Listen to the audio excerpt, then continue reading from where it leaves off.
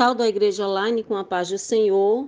Vamos meditar um pouco na Palavra de Deus com o tema hoje, as Escrituras Sagradas. O texto-chave está aqui em 2 Timóteo, capítulo 3, verso 16. Eu vou ler a partir do versículo 15, que diz assim: E que desde a infância sabe as sagradas letras que podem tornar-te sábio para a salvação pela fé em Cristo Jesus.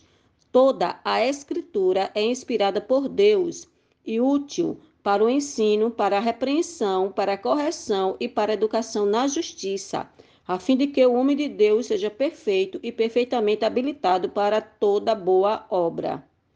Irmãos, nesse verso nós podemos ver alguns pontos importantes. Primeiro, desde a infância, sabes as sagradas letras. Nós devemos, irmãos, inculcar na mente de nossos filhos os ensinamentos bíblicos. Existe uma disputa pela atenção nossa e de nossos filhos e da humanidade para as coisas que são carnais e para as coisas que são espirituais. O inimigo ele tem colocado um leque de opções para nos distrair, para tirar o nosso foco do céu. E nós precisamos, irmãos, tornar o evangelho atrativo às crianças. Devemos falar das histórias bíblicas, devemos falar sobre os princípios da palavra de Deus, para que possamos formar o caráter de nossos filhos e de uma nova geração. Também aqui diz, irmãos, que toda a Escritura é inspirada por Deus. Há pessoas que dizem que o Antigo Testamento não vale mais, que perderam sua utilidade. Já outros dizem que somente as cartas de Paulo, que é o apóstolo dos gentios, é que está valendo. Os evangelhos, né, o que Jesus falou, o Antigo Testamento já não tem mais validade. O que conta agora é a nova dispensação, é o que os apóstolos, né, o apóstolo Paulo pregou.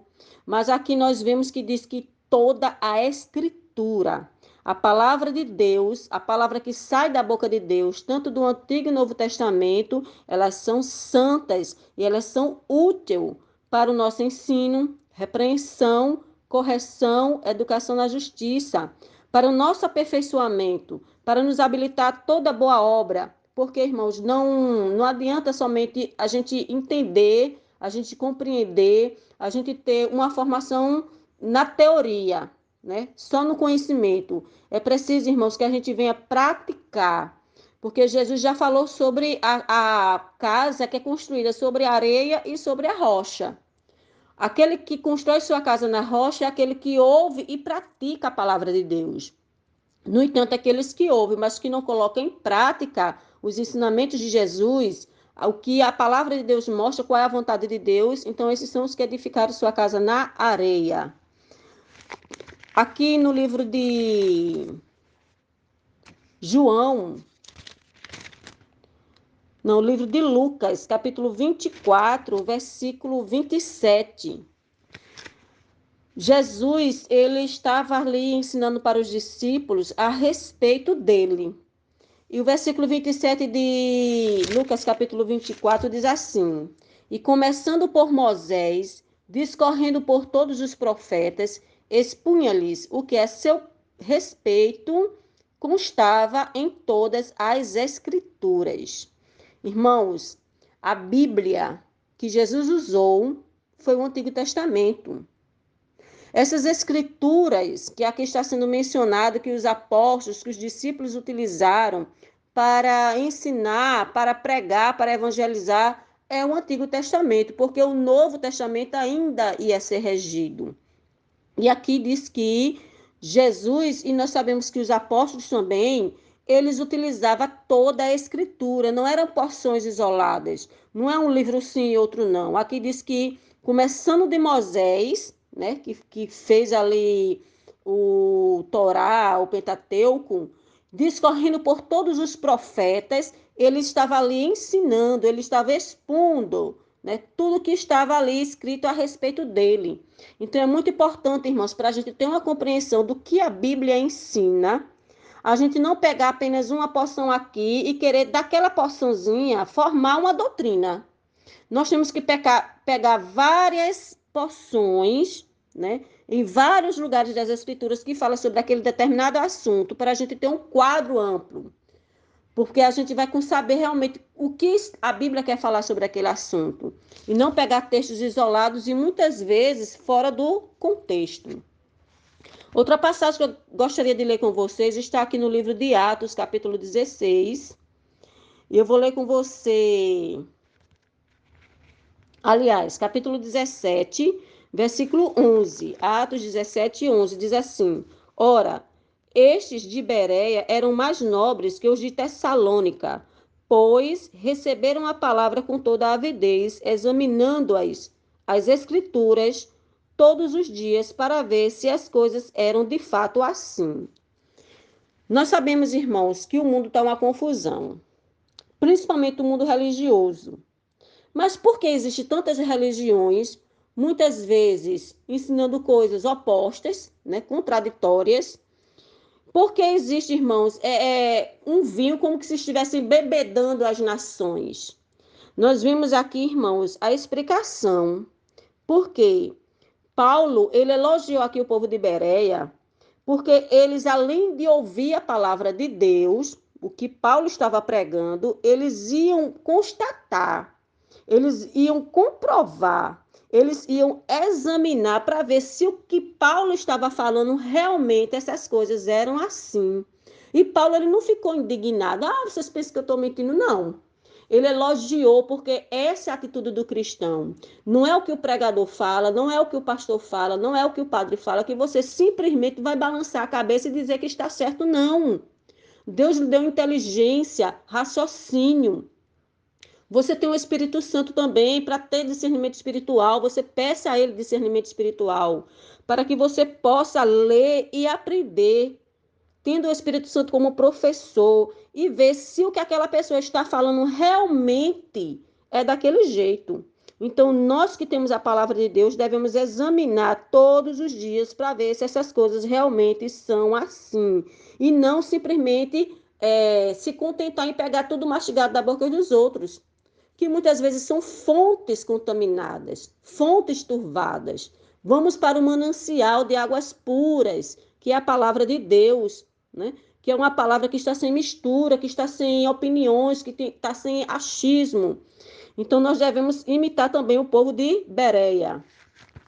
E eu gostaria também, irmãos, para concluir essa pequena meditação, de ler com vocês o livro de Romanos, capítulo 2, versículo 13, que diz assim: Porque os simples ouvidores da lei não são justos diante de Deus, mas os que praticam a lei hão de ser justificados. Aquelas pessoas que tampam seus ouvidos para não ouvir a lei de Deus, o assim diz o Senhor, a palavra de Deus, eles não estão salvos por ignorância. Por quê? Porque eles escolheram ficar na ignorância. Eles tiveram a oportunidade de aprender, mas eles tamparam seus ouvidos, se desviaram, não quiseram ouvir. Deus não tem por inocente o culpado. E Deus também não leva em conta o tempo da ignorância. Mas se a pessoa prefere estar na ignorância, então essa pessoa ela não sabe porque ela optou não saber. E aqui diz que aqueles que conhecem, eles têm uma responsabilidade. Porque a partir do momento que você é avisado, a partir do momento que você entende qual é o certo e você não faz, você não pratica, então você está juntando brasas vivas sobre sua cabeça. Você está sendo mais culpado do que aquele que fez por inocência, porque não sabia que aquilo ali estava errado. Então não adianta apenas sermos ouvintes, mesmo que sejamos bons ouvintes, mas é preciso que a gente venha praticar a palavra de Deus. Porque o próprio Cristo disse, né? Mateus capítulo 7, a partir do versículo 20, que muitos vão dizer: Senhor, em teu nome eu preguei, eu profetizei. E o que Jesus vai dizer? Eu não te conheço. Se afaste de mim, você que vive na prática da iniquidade. Você que vive no pecado, na transgressão da lei de Deus. Porque não adianta a gente somente adorar a Deus de boca para fora. É preciso que a palavra de Deus ela faça uma transformação nas nossas vidas. E para concluir, eu quero dizer o seguinte: a palavra de Deus, ela foi escrita por homens que falaram inspirados pelo Espírito Santo. E que essa palavra, ela é tanto o Novo Testamento como o Antigo Testamento. Todas elas são palavras inspiradas por Deus. A palavra de Deus, ela é o princípio da verdade. Então, a verdade não é relativa. Ah, para mim é uma verdade, para você é outra verdade. Não. Deus é a verdade, a sua palavra é a verdade, Jesus é a palavra. Então, nós devemos estar firmados no assim diz o Senhor. Deus, ele preservou sua palavra através dos séculos. Isso nós podemos comprovar em vários documentos arqueológicos que foram descobertos, como as cartas de Laquins, né, que fala ali sobre o rei Nabucodonosor, fala sobre o cativeiro de Babilônia, os manuscritos do Mar Morto também, que foram descobertos em 1948, que mostra ali, falando sobre Esté, falando várias precisões de relatos bíblicos. Temos ali o cilindro de Ciro, né, que registra a derrota de Babilônia. Temos também a pedra de Roseta, descoberta em 1799, que fala ali sobre Napoleão, né, os hieroglifos, né, e várias profecias, né, que estavam ali bíblicas, né, que foram comprovadas também, é, que realmente aquilo aconteceu. E o principal, irmãos, é a unidade interna. Isso comprova a inspiração divina da Bíblia. Porque, irmãos, não é a gente ler a palavra de Deus e dizer, eu acho, eu entendo, eu suponho. Está especulando, não. A inspiração divina, ela tem uma unidade de coerência. São mais de 3.000 passagens. E a Bíblia, ela declara a si mesma como inspirada. Então, ela nunca vai se contradizer a si mesma. Então, se alguém está assinando de um jeito e outra pessoa está assinando de forma diferente, é porque essa pessoa ela está não interpretando da forma correta. Não é que a Bíblia está se contradizendo, é porque essa pessoa ela precisa se aprofundar mais, estudar sobre o contexto, na época em que foi falado, o que estava acontecendo, a quem aquele público se estava se dirigindo, para poder tomar suas conclusões, né? E não sair fazendo especulações superficiais, porque a palavra de Deus ela nunca vai se contradizer a si mesma.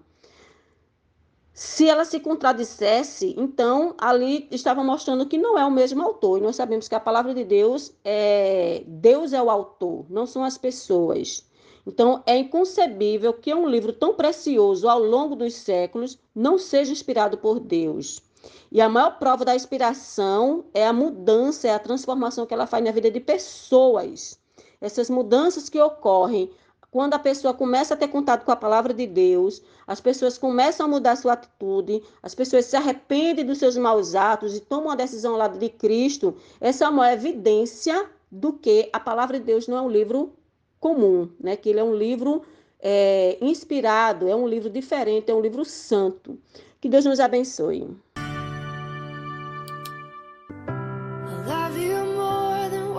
Could say when you're sleeping, I'm awake. Tears on